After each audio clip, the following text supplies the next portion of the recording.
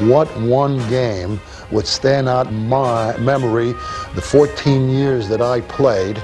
I say December 26, 1960, the Green Bay Packer game. That one game of all the 280 games that I played will stick out in my mind forever. Wish you could be here to see 67,000 people standing.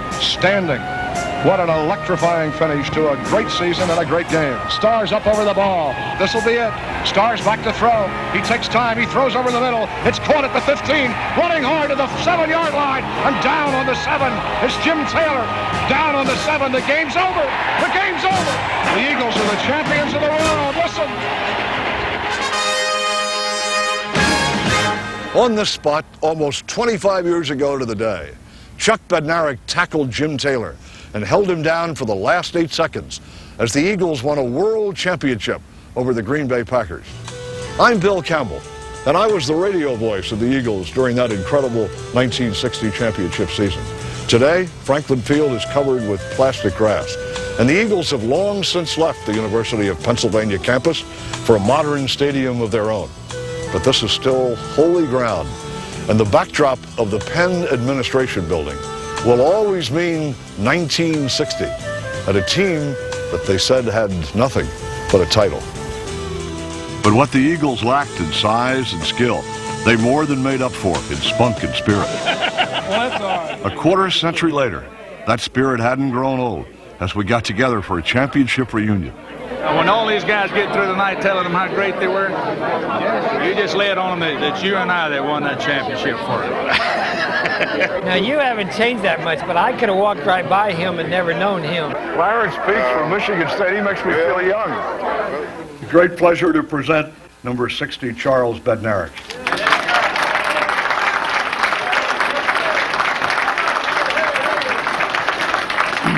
And I'm sure some of you, when you say, I was on a world championship team, they say you're full of You get that ring and you push it right in their nose and you say, I was on a world championship football team. I remember that year that I think we won 8 or 9 in a row. Each day when the game would be over, we'd meet the opponents in the middle of the field and they'd say, we wish the hell we could play you again. And we'd say, well, we'd like to, but we're too busy. We were on our way to the championship. It was just a strange, unique group of guys that suddenly decided that the most important thing in the world to them was to win a championship. This 1960 team developed that intangible, whatever it is. Some people called it spirit, some people called it camaraderie, and that's why we won. Clarence Peak, I love you. We were like family, all of us. I mean, we hung together. We had some great personalities. Bob Pellegrini, Billy Ray Barnes, Sonny Jurgensen, Don Burrows, Chuck Weber. We were like this together. To 1960, fellas. To the champions. Philadelphia didn't begin 1960 like a champion. In the season opener, we faced Cleveland, the Eastern Division favorite, and got crushed 41-24. But this Eagle team surprised everybody by refusing to be intimidated.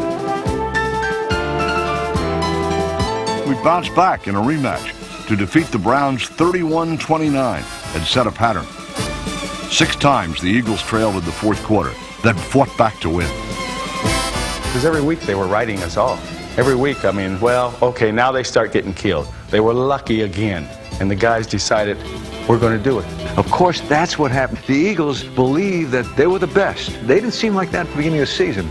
But at some point, I don't know what game it was of the season, when they went out there, you could sense that they felt, hell, we'd take them all.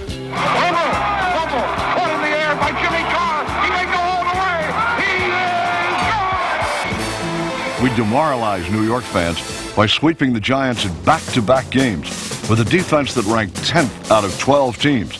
But first, in big plays like this legendary hit on Frank Gifford by Chuck Bednarik. And the Eagles have it, I believe, if they allow the play. Gifford is badly shaken up. Boy, was he ever hit. Like Bednarik that up-popped the ball and Weber recovers, and Gifford is really shaken up.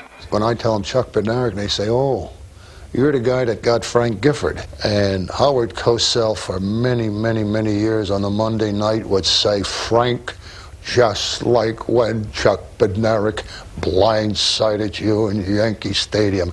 And I'd sit at home and say, blindside my Fanny. It was a good head-on shot. Had he given me a cheap shot, I probably wouldn't be sitting here. He was just a good, solid football player and a great football player. Another great player didn't make it to the reunion. Norm Van Brocklin died in 1984. There were 39 of us, and we really had no what you'd call really a big star except Norm Van Brocklin.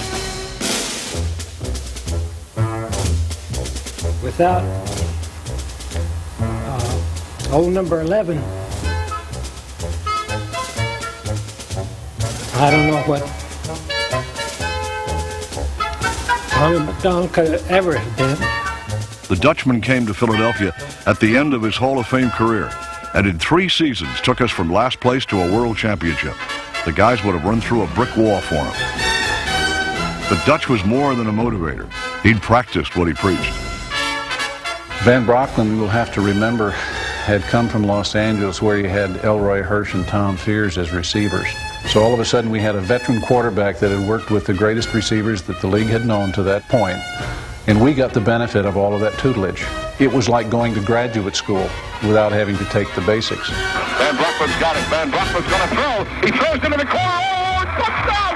And who do you think caught the ball? Mr. Pistol Pete Retzlaff. Retzlaff and McDonald, like many of the Eagles, owed a lot to Dutch, but they also got burned by his acid tongue. Nobody understood his demanding nature better than his wife, Gloria. Norm had an innate ability to give them confidence in themselves. It wasn't, I can't say that he inspired, he just encouraged. But he called me Cracker, and every time he called me Cracker, I listened. And one time, they were going to send me out, and Dutch stepped back and said to Shaw, "Get him out of here." Well, my feelings were hurt at the time, but we did win the game. As cutting as he could be, he was a lot like all of our fathers probably should have been. Even some of the linemen that wanted to punch his lights out because of what he would say in the offensive huddle, by the end of the evening after the game was over, they'd say, "Hey, Dutch, great job." I've always believed that Norm Van Brocklin willed his team into that championship over the Green Bay Packers. For Eagles fans everywhere, from Fishtown to Kensington to the main line, that one game will be frozen in memory forever. Thank you all for coming to honor a great and memorable team in the history of football in Philadelphia, the 1960 championship Philadelphia Eagles. They all came back for the silver anniversary. Their bodies needed help, but that spirit burned as brightly as ever.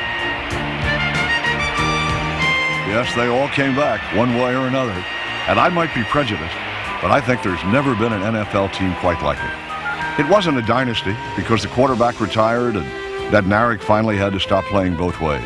But for one glorious season, 39 men caught lightning in a bottle. Some still say they were lucky.